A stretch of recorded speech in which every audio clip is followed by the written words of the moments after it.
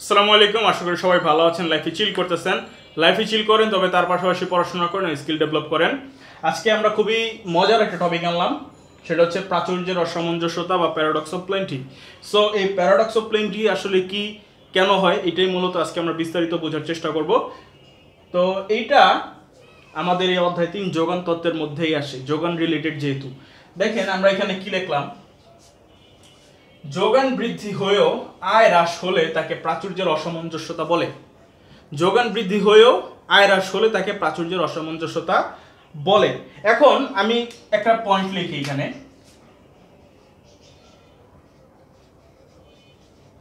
উৎপাদন বাড়লে যোগান বাড়ে। আমরা এখানে ব্র্যাকেটে লিখি বিক্রয় বাড়ে, তাই তো। আর যোগান তথা ব্র্যাকেটে আমরা লিখলাম বিক্রয় বাড়লে আয় বাড়ে, তাই তো। এই তো আমাদের সিম্পল সেন্স কেস, যেটা সেটা কি, উৎপাদন যদি বাড়ে যোগান তথা বিক্রয় বাড়ে, আর বিক্রয় যোগান যদি বাড়ে, হ্যাঁ, তাহলে কি হয়, আয়ও বাড়ে। কিন্তু উৎপাদন বাড়লো, যোগানও বাড়লো, কিন্তু যোগান বাড়ার ফলে আয় বাড়লো না, আয় উল্টা কি হয়ে গেল, কমে গেল। এই ক্ষেত্রে এই কেসটারে আমরা বলি প্রাচুর্যের অসামঞ্জস্যতা বা প্যারাডক্স অফ প্লেন্টি। তাহলে এই জিনিসটা আসলে হয় কেন, এই জিনিসটা আমি আরেকটু বিস্তারিত বলার চেষ্টা করি, ঠিক আছে। তাহলে দেখেন, যোগান বিধি অনুযায়ী দাম বাড়লে যোগান বাড়ে, যোগান বাড়ে। আবার দাম কমলে যোগান কমে। আমরা কি জানি, দাম বাড়লে যোগান বাড়ে, দাম কমলে যোগান কমে, এই তো। কিন্তু দাম বাড়লো না, কিন্তু যোগান যদি বাড়ে কি হয়, আগে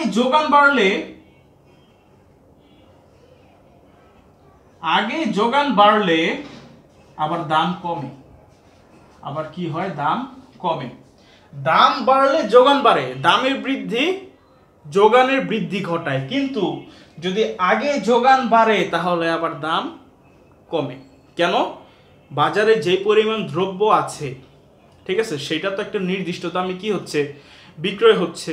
এখন এই অবস্থায় বাজারে যতটুকু দ্রব্য আছে বা যতটুকু চাহিদা আছে তার থেকে যদি বেশি পরিমাণে যোগান হয়, তার মানে যা চাহিদা তার চেয়ে এখন বেশি পণ্য দ্রব্য কি আছে, বাজারে আছে।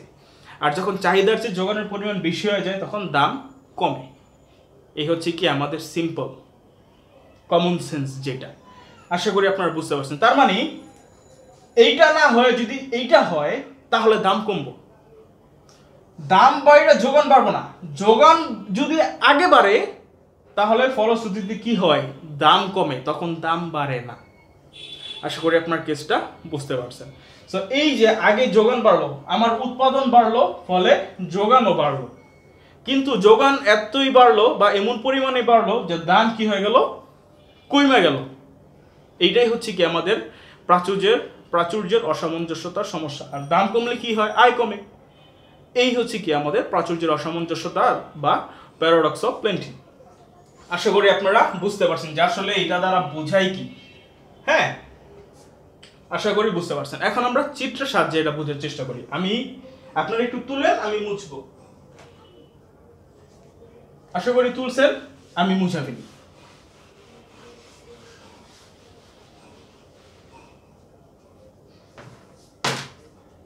আচ্ছা, আমি কথাটা আগে লিখি। যোগান আগে বাড়লে দাম কমে, এই কথাটা আমি লিখলাম। ওকে, এই যে সূচিটা দেখতেছেন, আমি যে যা লিখলাম সেগুলো লেখার পর আপনারা এই সূচিটা তুলবেন। তাহলে সূচি তো ইতিমধ্যে আমি তুলে রাখছি, এই দিলাম। তাহলে এখানে হচ্ছে দাম এখানে হচ্ছে কি যোগান, ও ওয়াই ও এক্স। ওকে, দাম কত টাকা? 5 টাকা। ফলে যোগানও কত? আমরা নিলাম 5 একক। তাহলে এই 5 কি করি? কানেক্ট করি, তাই তো? কোন বিন্দুতে? ধরে দিলাম এ বিন্দুতে। তাহলে আমাদের যোগান রেখা এখানে কি? এ বিন্দুতে পাইলাম এস। এস এস আমাদের কি? যোগান রেখা। এখন যোগানের পরিমাণ কি হইছে? বাড়ছে। যোগানের পরিমাণ কি হইছে? বাড়ছে। বাইরা 5 একক থেকে কত হইল? 10 একক হইল। কত হইল? 5 একক থেকে 10 একক হইল। তাহলে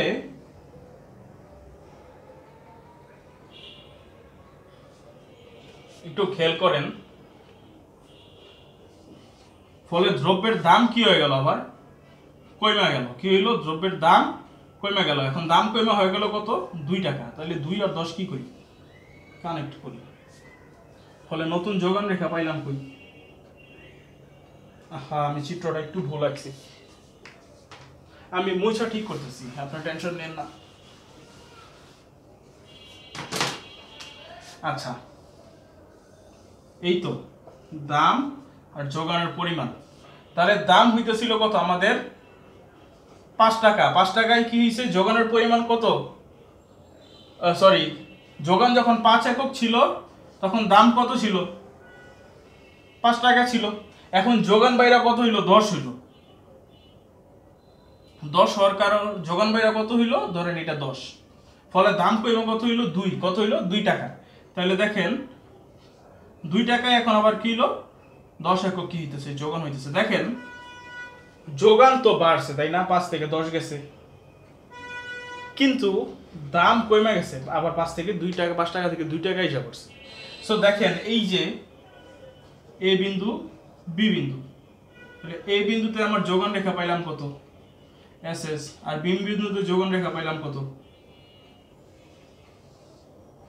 এটা কত? S1 S1 দিলাম, তাই তো?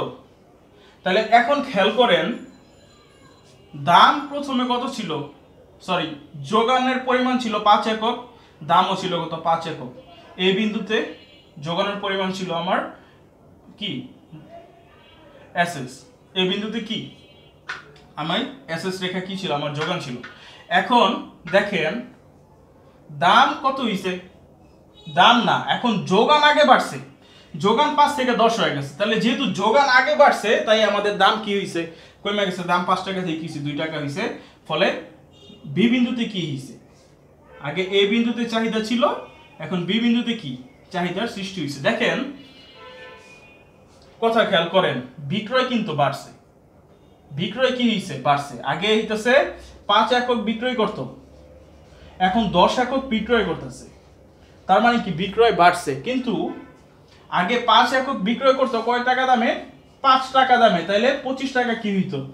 আয় হইতো। কিন্তু এখন দাম, যেহেতু যোগান আগে বাড়ছে, তাই দাম এতটাই কমছে যে বেশি করে বিক্রি করা সত্ত্বেও 5 একক থেকে 10 একক যোগান হইছে। যোগান বাড়া সত্ত্বেও দাম এত পরিমাণে কমছে, এতটাই হারে কমছে যে মোট আয়ের পরিমাণ কি হইছে? কমে গেছে। আগে অল্প বিক্রি করতো, বেশি দামে বেশি আয় করতো। এখন যেহেতু যোগান আগে বাড়ছে, তাই বেশি বিক্রি করতে হইতেছে, ফলে দাম কমে গেছে, অল্প দামে এখন কম আয় হইতেছে। হিসাবে কিন্তু বাড়ার কথা, 25-এর চেয়ে কিন্তু বেশি হওয়ার কথা, তাই না? কিন্তু হইতেছে না। কেন? কারণ যোগান আগে বাড়ছে, ফলে দাম অস্বাভাবিক হারে কি হয়েছে? কমছে। ফলে মোট আয়টা কি হয়ে গেছে? কমে গেছে। আমরা সূচিতে ওইটা উল্লেখ করে রাখছি। সো এই সমস্যাটা কি? প্রাচুর্যের অসামঞ্জস্যতার সমস্যা। দেখেন দাম কমছে, তাই না? আগে এ বিন্দুতে চাহিদা ছিল, এখন কি হয়েছে? বি বিন্দুতে চাহিদা হয়েছে। এই হচ্ছে কি আমাদের প্রাচুর্যের অসামঞ্জস্যতার সমস্যা বা প্যারাডক্স অফ প্লেন্টি। এখানে কি হয়? আগে যোগান বাড়ে, ফলে দাম অস্বাভাবিক হারে কমে। এতে কি দেখা গেল? প্রাথমিক অবস্থায় যত টাকা মোট আয় ছিল, যোগান বাড়ার ফলে, আগে বাড়ার ফলে দাম অস্বাভাবিক হারে কমে মোট আয় আমার কি হয়? পূর্বের তুলনায় আরো কমে যায়। কিন্তু হিসাবে কি? বাড়ার কথা, তাই না? এই হচ্ছে কি মূল কথা।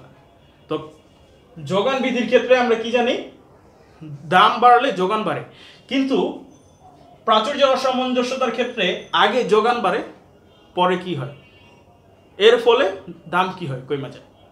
সো এই হচ্ছে প্রাচুর্যের অসামঞ্জস্যতার সমস্যা। যদি বুঝতে পারেন তাহলে আমার জন্য অনেক বড় একটা পাওয়া, যদি না বুঝেন কমেন্ট করেন, বুঝে দেওয়ার চেষ্টা করব।